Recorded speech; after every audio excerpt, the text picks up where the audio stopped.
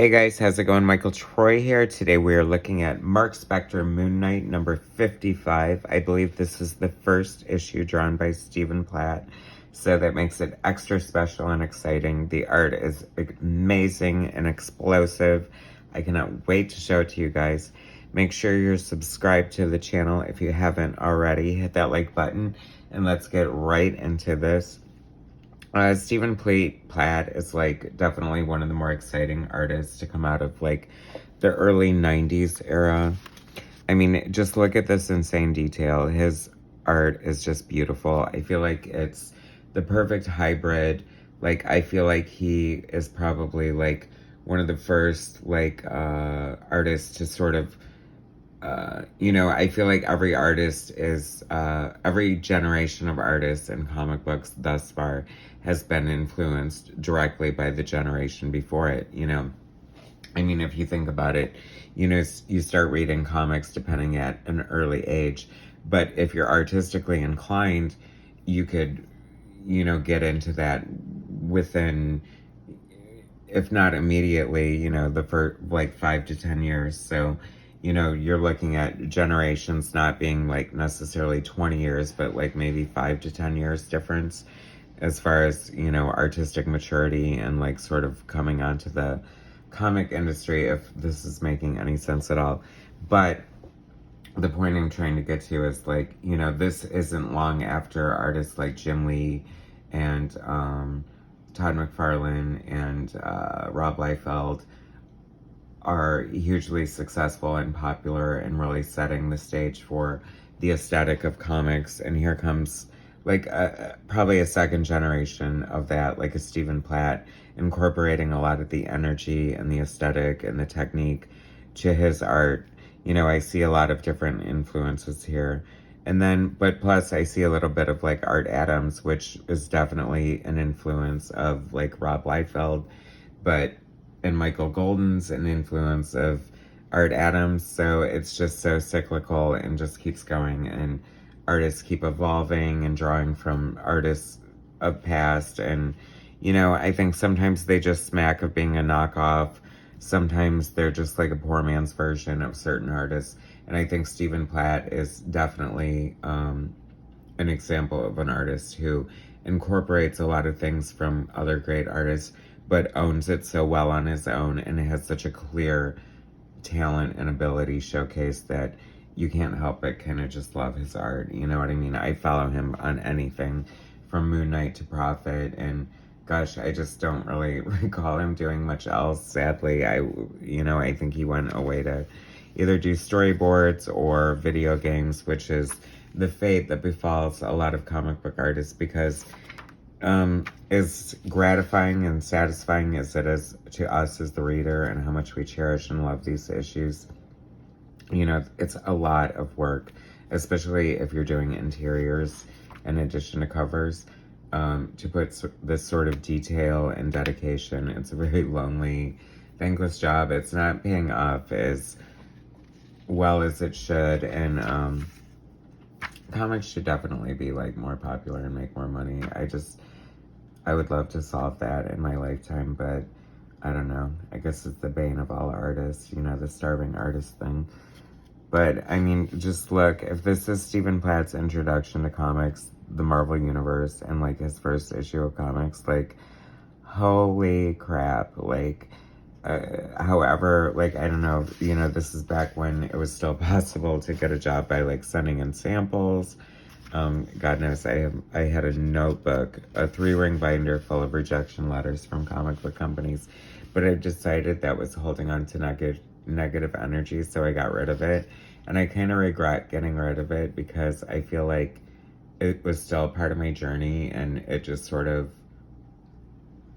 your success can only be measured by your failures in a lot of ways. So, and plus, I mean, they always send it on cool stationery. So, I mean, it was exciting to just even get an acknowledgement from a big company, even if it was a rejection.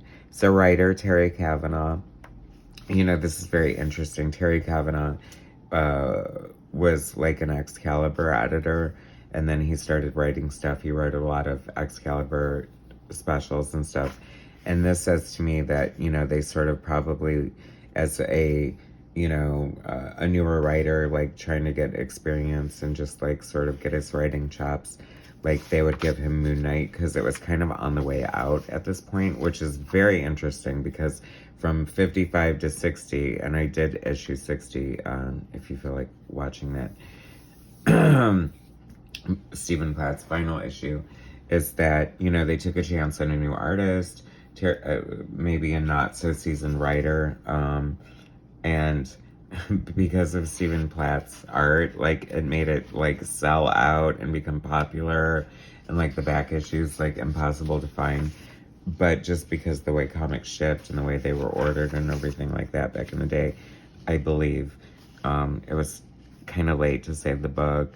And then Rob Liefeld would swoop in and take Stephen Platt to, what do you call it? Image for profit. And then the rest is sort of up in the air. I think he's returned a little bit with some variant covers, and anything by Stephen Platt is welcome. So please, please continue. We love you. We want to see more of your art. You're amazing. But I forgot to give credit to the credits page, and you know I always try to do that. So writer Terry Kavanaugh, penciler Stephen Platt. The thing I also love about Stephen Platt is that, like, splat. I mean, like, how good is that? Interesting here. That's sort of evocative, like, of a McFarlane signature plate. Very much so. So, obviously, the Todd father is a huge influence.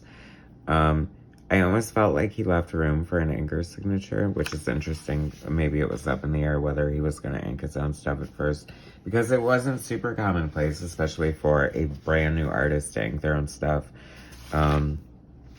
But he did, I think, ink a few issues of this Moon Knight, and freaking amazing. So, inkers, though, here are Chris Ivy and Alvey. I mean, and Scott Koblish, all amazing season pros. Colorist Dana Morrishead, letterer Loretta Kroll, never heard that name before. Editor Sarah Mossov, and editor-in-chief Tom DeFalco. So this is definitely the 90s. This is post-shooter. This is like a strange evolution in comics. And I had heard somewhere recently, a lot of good stuff going on here. I can see how he sort of snuck in when the industry was kind of collapsing. Like, he definitely, like, too talented to pass up on this dude. But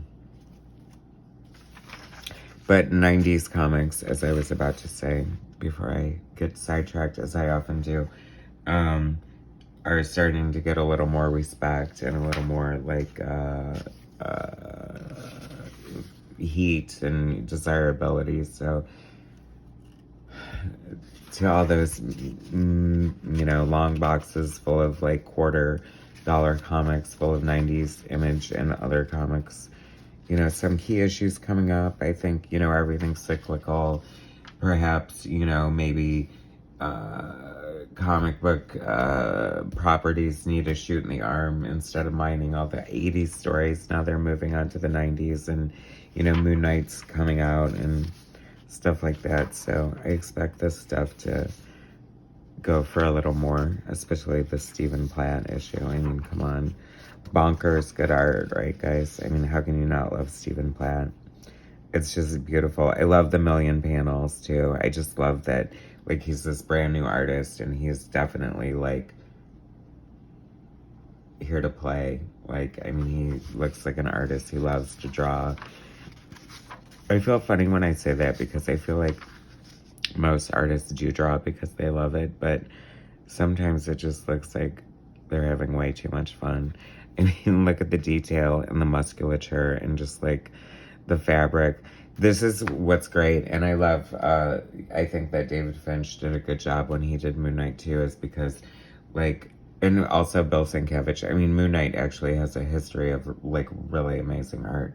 But you have, like, this very, like, it's basically Marvel's Batman, who's very dark and in the shadows and stuff, but he's got this, like, completely white costume, so you're sort of forced into using your imagination and making it dark and sort of textured and imaginative, and luckily I mean, Stephen Platt was just like born to draw Moon Knight, clearly, and it really put him on the map. So really fun to see this first issue by him, and hopefully I come across a few more. There was a guest starring, I don't know if it was the next issue or maybe 57-8. Spider-Man, completely sold out everywhere. Could not find it. I was so disappointed. I don't think I ever got it. So I'll always be chasing that dragon. Anyway, thanks so much for watching. Very cool issue of Moon Knight. First, Stephen Platt. If you guys are unfamiliar with Stephen Platt, you definitely need to check him out because he's awesome. So thanks for watching. Subscribe if you haven't already. Hit that like button. Share my content, and I will bring you some more later. Thanks, guys.